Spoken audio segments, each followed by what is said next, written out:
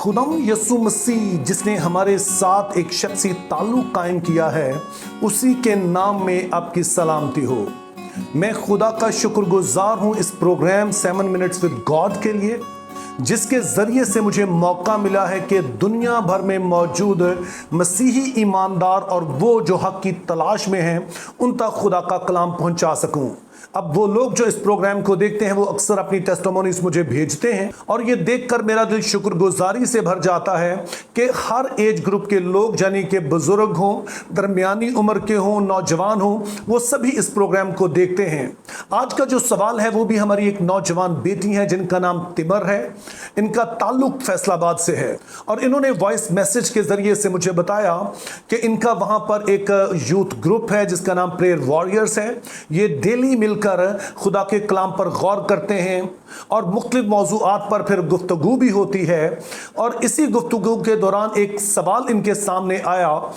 कि नजात के लिए खुदाम यसु पर ईमान लाना ही काफ़ी है या फिर हमें साथ में बपतिस्मा भी लेना चाहिए, और अगर बपतिस्मा लेना ज़रूरी है तो वो डाकू जो कि सलीब पर था और जिसे यसु मसीह ने कहा तो आज ही मेरे साथ फिरदौस में हो गया, वो कैसे नजात पा गया। इस हवाले से जो पहली चीज़ मैं वाज़े करना चाहता हूं वो ये है कि बपतिस्मा एक ऐसा मौजू है कि मुख्तलिफ डिनोमिनेशंस इसके बारे में मुख्तलिफ व्यू रखती हैं, और सबसे जो बुनियादी इख्तिलाफ पाया जाता है वो इस बात में है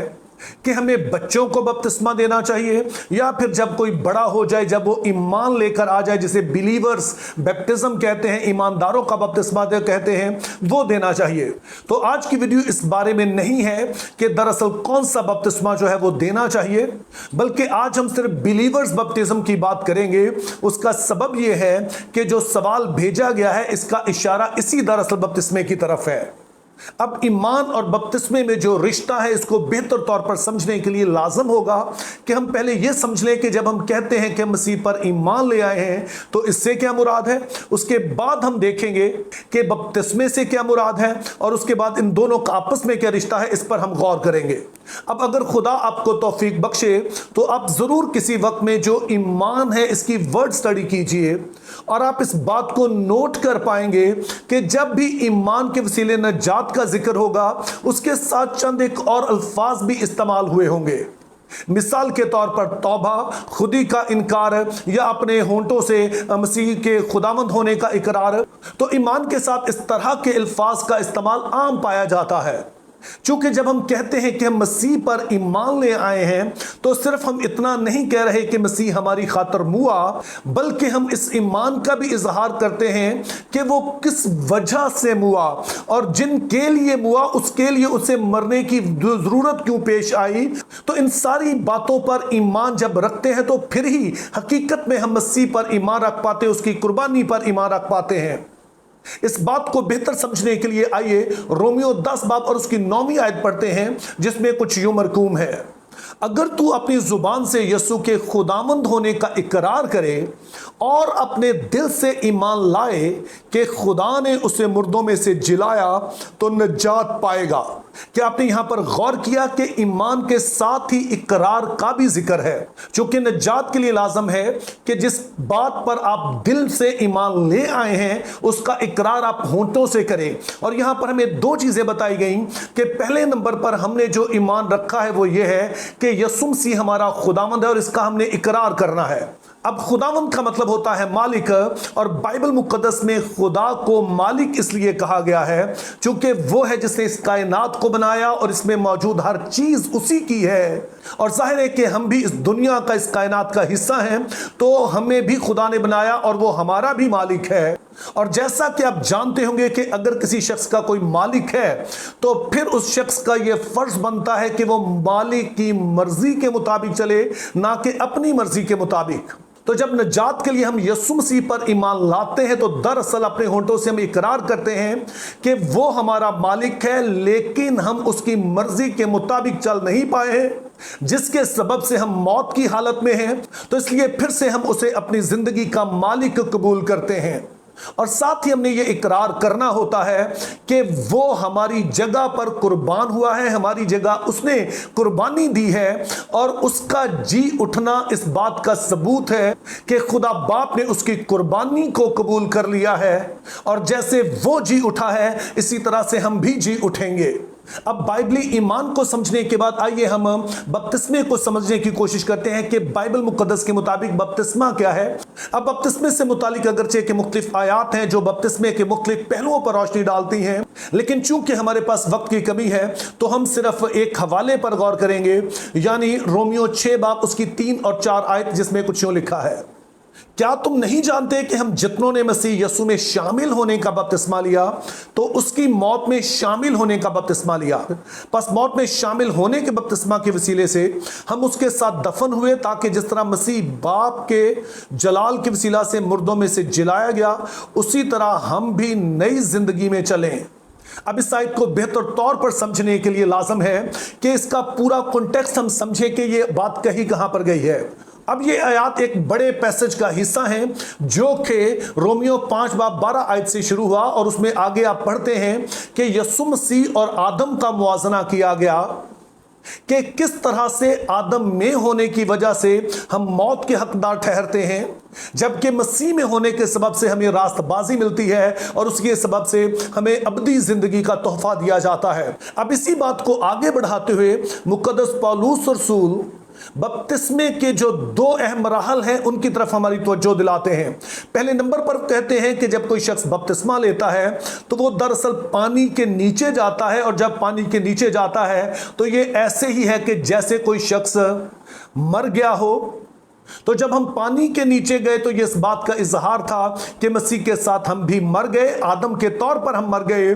اور جب اس کے بعد پانی سے باہر آئے تو یہ ایسا ہی تھا کہ جیسے کوئی شخص مردوں میں سے جی اٹھا ہو، جیسے کہ یسوع مسیح جی اٹھے اور مسیح میں ہو کر ہم نئی زندگی کے لیے جی اٹھے ہیں، تاکہ آئندہ کو ہم آدم والی زندگی بسر نہ کریں بلکہ مسیح والی زندگی بسر کریں، چونکہ اب ہم مسیح میں شامل ہو گئے ہیں۔ کیا آپ نے اس بات پر غور کیا کہ جو ایمان ہم یسوع مسیح پر رکھتے ہیں اور بپتسمہ جس بات کا نشان ہے، ان دونوں میں بڑی گہری مماثلت پائی جاتی ہے۔ اس کا مطلب یہ ہے کہ بپتسمہ دراصل ہمارے اس ایمان کا، ہمارے اس اقرار کا عملی اظہار ہے جو ہم یسوع مسیح پر رکھتے ہیں۔ تو پھر ہمارا سوال وہی ہے کہ کیا پھر نجات کے لیے بپتسمہ لینا ضروری ہے؟ تو اس بات کو سمجھنے کے لیے میں آپ سے ایک سوال پوچھتا ہوں، اور وہ یہ ہے کہ ایک مسیحی مرد اور ایک مسیحی عورت کب قانونی طور پر اور خدا کی نظر میں میاں بیوی بن جاتے ہیں؟ تو میرا خیال ہے کہ یہ کوئی زیادہ مشکل سوال نہیں ہے، کیونکہ ہم بخوبی جانتے ہیں کہ جب نکاح کی رسم ادا ہوتی ہے تو اس کے بعد پادری صاحب یا فادر جی اس بات کا اعلان کرتے ہیں کہ میں ان دونوں کو میاں اور بیوی قرار دیتا ہوں۔ تو سوال یہ ہے کہ کیا پادری صاحب کے یہ اعلان کرنے کی وجہ سے میاں بیوی بنے، یا پھر جب انہوں نے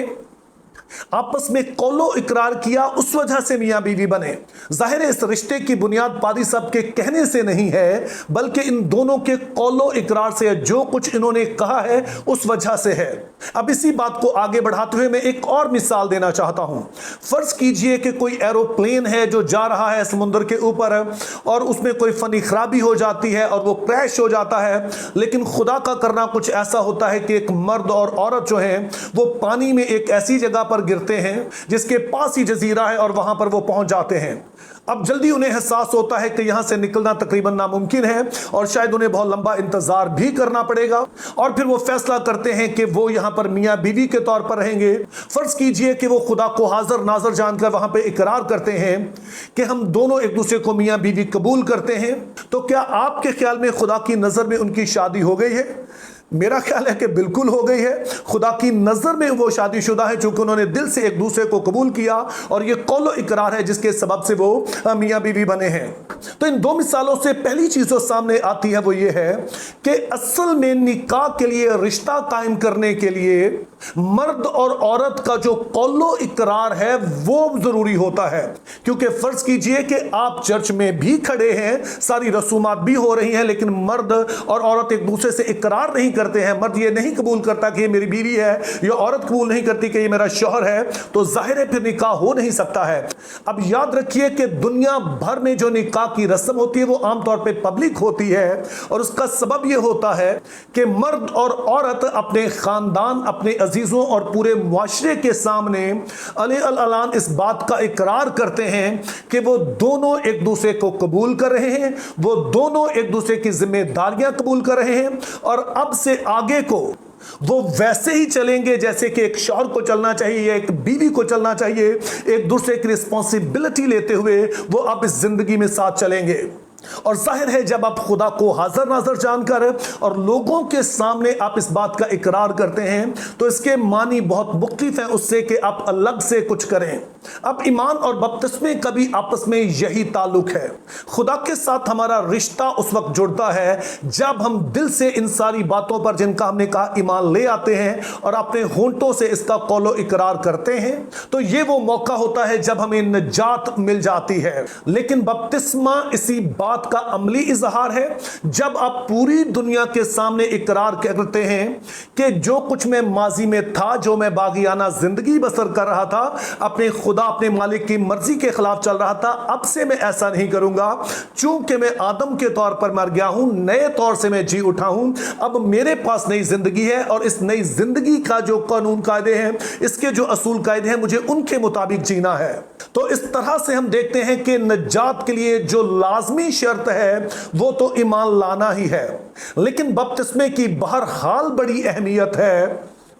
और अगर इसकी अहमियत ना होती, अगर ये अहम ना होता,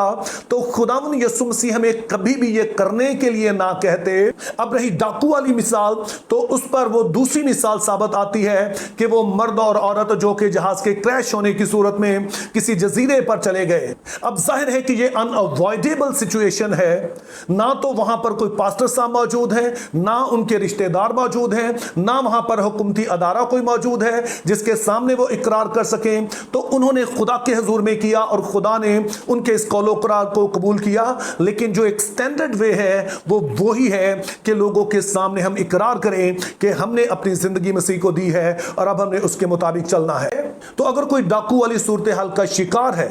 तो जाहिर है फिर तो मजबूरी है, फिर तो बपतिस्मा लिया ही नहीं जा सकता है। लेकिन अगर आप आम हालात की बात कर रहे हैं तो उसके लिए अगरचे कि निजात तो हमारे इकरार से ही है, लेकिन खुदा ने जो एक तरीका मुकर्रर किया है वही बेहतर है कि हम बपतिस्मा लेकर सारी दुनिया को इस बारे में बताएं कि अब से हम पुराने आदम के तौर पर मर गए, मसीह यस्सु में होकर नई जिंदगी के लिए जी उठे हैं, और फिर आगे अपने अमल से इस बात को साबित भी करें, क्योंकि यही मोतबर बात है और खुदा ने इसी को मुकर्रर किया है।